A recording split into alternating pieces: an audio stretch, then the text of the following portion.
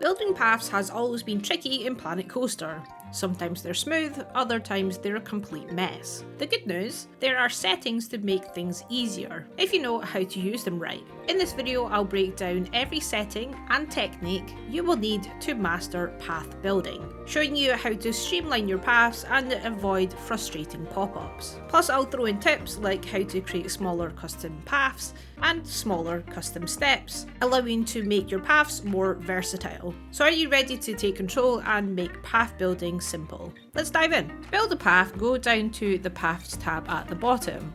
So there is different forms of paths. You have a normal path which all guests and people can walk on. You have a queue path, this is for any rides or attractions. And then finally you have staff paths, which as the name suggests, only staff will use this path. We're going to focus on the line builder to start off with. You can set your line style to either straight or curved, so let's start with a straight one, which is pretty straightforward, believe it or not. It's all in the name. So if you left click, and you can see here that this path will always remain straight. For a curved path, you have to left click and then you actually have to click again to get your curve.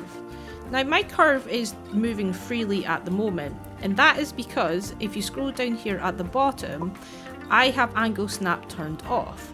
But if I wanted to snap in different increments, then I can go through which one and select. So say if I want a 45-degree increment, from here it will snap to 45 degrees. Let's talk about terrain styles. So you get automatic, suspended and grounded. So we're going to start off with an automatic path. So if I left click and drag this out, press shift, I can raise this up and it will automatically snap to the ground.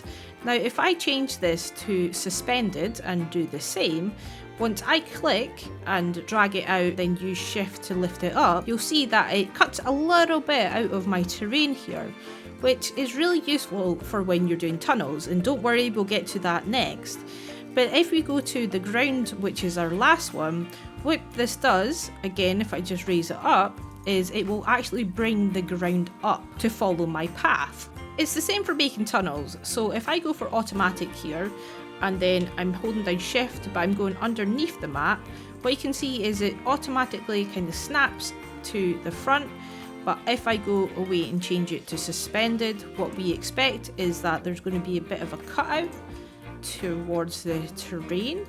And it's the same with grounded, which I would imagine it would be very similar to suspended. It's going to follow the terrain.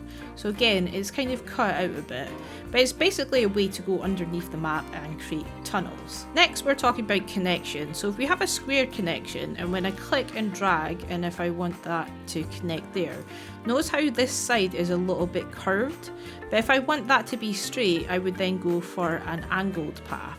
So if I click in and do the exact same, you'll see that that is at an angle. So that's the difference between them two. The connection is straight here on the angled path, but the square path curves it around a bit. Next, we're talking about line width. So if I place a 4-meter path, which you will see the width of this is set to 4 meters, I can then change it up into different increments. So this is an 8-meter path as well. And then again, I can change it up to 12 or any of the ones in between. Fixed length is pretty much the same. So if I have it off just now and I click in, then you will see that this will go anywhere I want it to go, or you can have it fixed to a length. So for example, if I wanted it at 5 meters, that means it will set itself to 5-meter increments. So there's 5, 10, 15, 20, give me a 20-meter length. However, I could just change this to a 20-meter increment and do the exact same, and that will give me a 20-meter path. Depending on the way you like to build, you can alter your camera settings. Camera will follow and rotate, so when you start building, you can see that the camera will rotate as you are building, which can kind of make you feel a little bit sick. Camera will follow is pretty much the same, but it will not rotate as you are building.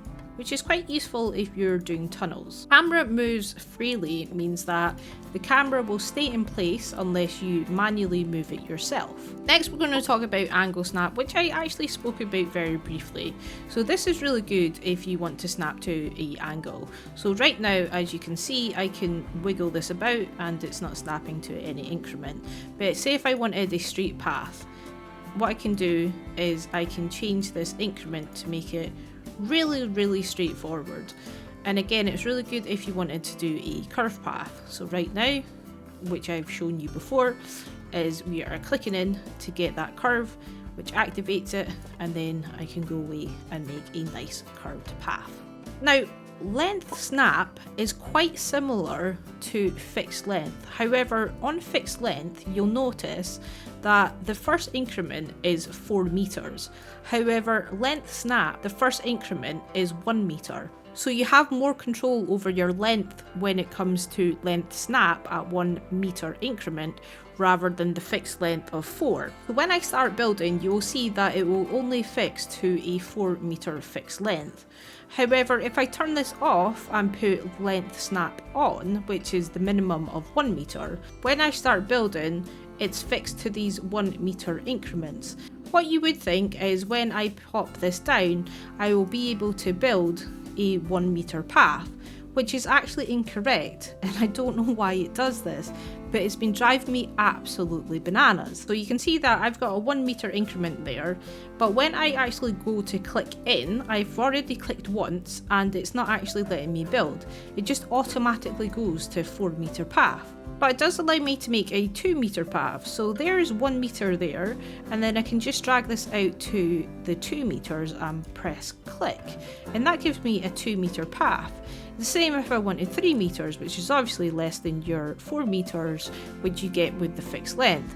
So that's 1 meter, 2 meter, 3 meter, and if I click, then I can place that down as well. But what I have noticed, which is a real kind of game changer, is if you wanted to make stairs, and this is really fiddly, your automatic stairs is going to always be 4 meters. So from here, if I wanted to make stairs and I'm pressing shift to go up, it will always be 4 meters. It doesn't matter how many times that I have this 1 meter snap, it will never snap to that 1 meter, which is really bizarre. Now, to make smaller steps than 4 meters, what you need to do is you have to make sure that automatic is set on for your terrain style. So when you click down, you can see that that's our 1 meter step here. Now, if I hold down shift, I will be able to bring that up until it turns red. So I'm going to then move that down so I can then start building. So there you have a tiny little step. Now, if I want to keep building this out, you'll see that sometimes it wants to dip lower than where the terrain actually is. And then from here, I can start building out. So that is a 1 meter path. Now, if we try that again with 2 meters, so we're going to click in once, and then we're actually going to drag that out to 2 meters, and then we're holding the shift to bring it up. Say if we want to go maybe in the middle there. So there's again a little path, and then we can start building that out. And then pop that in like so. But you can make it go up again, so if you move that out, you can see that it wants to go to another 1 meter increment. So from this point, instead of going straight another 4 meters, in which you will do later on, I want you to right click, and then I want you to left click. You can see I've got another 1 meter increment there. Now I want to hold down shift to get that up into position. Just before that red mark, I want to click twice with my left mouse, and that will place it. Now this bit I can just go away and fill in. So to do that again, we have to press down shift to make sure that it's not snapped to the ground. So there we go, that looks about the length that I want it to go. And then from here, we are going to be right clicking, left clicking to get that part up again. And then all I want to do is raise it up, holding down shift to get into the correct place, and then I have to click in twice to lock that in, and then again I'm just going to follow that back. It's really fiddly. I think the only way that you can kind of make this smooth is if you follow like a wall piece. Hello, it's Editing Gemma here, and I would just like to say thank you for watching the video this far. I thought I would speed this footage up because you've already seen it before. You can use the wall here as a guide so your path goes straight. You can also use the edit tool, which we'll get into a little bit later on. But thanks for watching the video, and remember to subscribe if you find it useful. Thank you! Next we're going to talk about working height. So mine is currently set to 0, and that means when I start building it's always going to be on the ground. But if you look in the background, we have a 7-meter wall piece. So we've got 4 at the bottom, which is the blue one, then the yellow is 2, and then the red is 1. So if I set this over here up to 7, and we'll just put quite close to it, that should be 7 meters high, give or take. So when I move this to the front here, you can see that, yeah, it is roughly about 7 meters high. Now there is one underneath the map, but we are trying to get to that blue bit, which is 4 meters underneath the ground. So if I just double click my path here, and it is set to -4, if I start building, let's go from here, and we'll just go this way, and you can see that has built a section out. And if I just go to, say, this tool here, my square tool, so now with this tool we're essentially digging into the terrain, which is 4 meters, give or take. Yeah, that's pretty accurate, to be honest, from there. So that's exactly what working height does, which is really good if you want to make walkways at different sizes. And then finally we have snap height. So when you're building again, you can snap this to a height. So currently mine is off. Holding down shift, I can make it go up or down. But if I wanted to make it go to an increment, so I can make it go as little as 0.25 all the way up to 4. So you could have a little bit more control over a slope, for example. Now you'll notice that this little white bit here, so to get that onto the ground, if you press shift, it'll snap straight back to the ground. So if you hold down shift, it'll go up, and you can see the white bit going up. And then if you go down, it'll go darker to the point where it turns yellow because you can't build down like that. And there you go. Everything you see in the classic paths you will get in the line builder path as well. The only difference is in the line builder tab you'll get the length snap, where in the classic path you do not get length snap. Next we're going to talk about the draw tool. There's many options here which we've already went over. For example, the line style just means that if you want to draw a straight line, then you can go away and do that. So you can make some nice square plazas. You can change that to curved if you like. You do have to click once, click again to get that nice curve going on. And then you just continue round to make a nice looking circle. Or you could maybe mix it up a little bit and make something a little bit more interesting. Again, you can set the working height if you wanted to create something that was in the air, like so. That's going to be above the ground, and again something which is going to be below the ground. We won't maybe make it that deep. Let's go for 7. Again, that's going to draw something underneath the map. You can't see that, but if you double click the map, you can get your terrain tool up. Alternatively, you can come down here and get the terrain button, and then you can just dig deep down, and then you will find what you have created underneath the map. Alternatively, you could look at the ground tool, which we have seen before, and that should make sure that it takes you underneath the ground. But I think because it's maybe a little bit too close, it's not going to automatically work. So if we do that, it's going to sink it down. So my line snap is turned off, and you can see here I can stretch this out as much as I like, and I can go away and start drawing weird and wonderful shapes like so. You can change your increments here from 1 all the way up to 24. So let's go for the smallest one here just to test it out. And if we just click in there, and then that doesn't seem to be working right.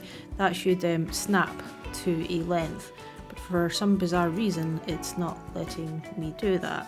It's almost like it's stopped working. But yeah, you can see you can make smaller paths, which actually might work in your favour if you were to, maybe you want to have like a thinner path for staff members, for example. So yeah, you can make you know, tiny little paths rather than just your normal 4-meter paths like so. So yeah, thinner paths is what you can do with your fixed length. Next we're talking about the stamp builder, and this has to be one of my favourite tools. So you can see here that we can put a square down and you can make these really nice open looking plazas, and it just seamlessly snaps together and you just have so much options. But if you get to this stage and you've not done it properly, maybe it is proper, maybe that was intentional, but you can go into it and press X on your keyboard, and then you have this little gizmo here that you can just line things up, and it just makes it so much easier to work with. And there you go, you're back to where you were before, and you can just continue as you were. This is the same if you wanted, you know, in hexagon style as well. It just snaps together really easily, again with the octagon as well. If you didn't want it to snap, there is options to obviously change that, and we also have the pentagon as well. And again, with these you have the automatic, suspended and grounded, which we won't go over again. You can also change the size of the stamp here, so that's a 1, it can go up to a 2 and to a 3 as well to make it a lot bigger.